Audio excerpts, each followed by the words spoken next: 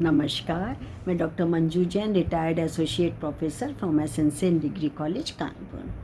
मैं पिछले कई महीनों से धर्म मार्ग नामक शीर्षक के अंतर्गत छोटे छोटे प्रसंगों को लेकर के वीडियोस आप तक शेयर करती हूँ। और हम सब प्राणी को यदि अपने संस्कारों से जुड़े रहना है, अपने कर्तव्यों को निभाना है, यदि हमें अपनी नैतिकता को बचा कर के रखना है, मूल्यों को बचा कर के रखना है, तो ये धर्म मार्ग ही हमको रास्ता दिखाते हैं, सही रास्ते पे चलने के लिए प्रेरित करते हैं।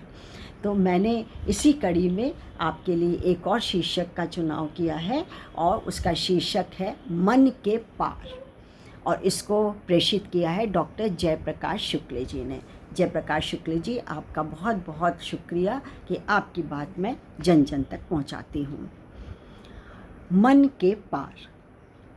मन क्या है? बड़ा चंचल होता है। इसको यदि काबू में स्थिर कर लिया तो बहुत कुछ हमने काबू कर लिया। और मन में देखिए बहुत सारी क्या होती है, विचारधाराएं आती हैं, और उससे कभी कभी हम गलत या अशांति सी मिलने लगती है, ओवरलैपिंग होती है माइंड में, हमको अशांति दे देती है। इसी अशांति से हमको बचना है, क्योंकि मन अशांत है तो हम दुखी होंगे तो हमारे शारीरिक और मानसिक स्वास्थ्य भी बिगड़ जाएगा। चलिए, सत्य को जानने वाले अनेक दार्शनिकों, महापुरुषों, संतों आदि ने जीवन की जटिल समस्याओं को समाप्त करने और साथ ही मनुष्य के खुशहाल भविष्य के लिए हर युग में संघर्ष किया है। ज्ञानी जनों ने मानवीय पीड़ा को अच्छी तरह समझा और मानव में भय, द्वंद्व और निराशा को भी देखा। मानव जीवन की इस दशा से करुणित होकर वे सदैव मानवता के प्रति समर्पित रहे, मानव को उस रास्ते में चलने के लिए प्रेरित करते रहे जहाँ पर प्रत्येक मानव सहज ही अपनी समस्याओं का समाधान कर सकता है और साथ ही अपनी खोई हुई गरिमा को पुनः प्राप्त कर सकता है।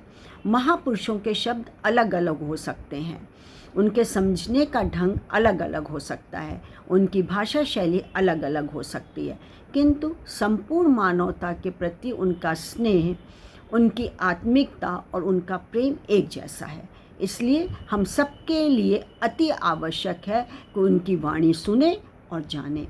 इस पर कुछ नहीं कहा जा सकता कि किस संत की वाणी हमारे हृदय रूपी वीणा को झंकार देगी, झंकृत कर देगी, झंकृत करके हमारी मानसिकता और भावनाओं को बदल देगी। आज समाज में चारों ओर अशांति दिखाई देती है और मनुष्य दुखी प्रतीत हो रहा है। इसका कारण है प्रतिस्पर्धा। धनवान सबसे बड़ा धनवान बनना चाहता है, खिलाड़ी सबसे बड़ा खिलाड़ी और नेता सबसे बड़ा नेता बनना चाहता है। व्यर्थ के चिंतन से, व्यर्थ की भागदौड़ से हमारी ऊर्जा का क्षणन हो जाता है। जब हमारी दृष्टि बाहर ही लगी रहेगी तब हम अपने अंदर का भय, निराशा, चिंता और अकेलापन नहीं देख सकते। इसका मतलब ये बिल्कुल नहीं है कि अगर हम तुलना नहीं करेंगे तो विकास नहीं करेंगे। तुलना के पार जाते ही हम अपने सक्रिय और कार्यकुशल हो जाएंगे, जिसकी हम अपेक्षा भी नहीं कर सकते। संत कहते हैं कि तुलना के पार चले जाने का अभिप्राय प्रचंड ऊर्जा से भर जाना है, जो मानव जीवन के लिए ब्रह्मास्त्र के समान है। ऊर्जा ही जीवन है। मनुष्य चाहता है कि उसका जीवन विक्षेप रहित रहे।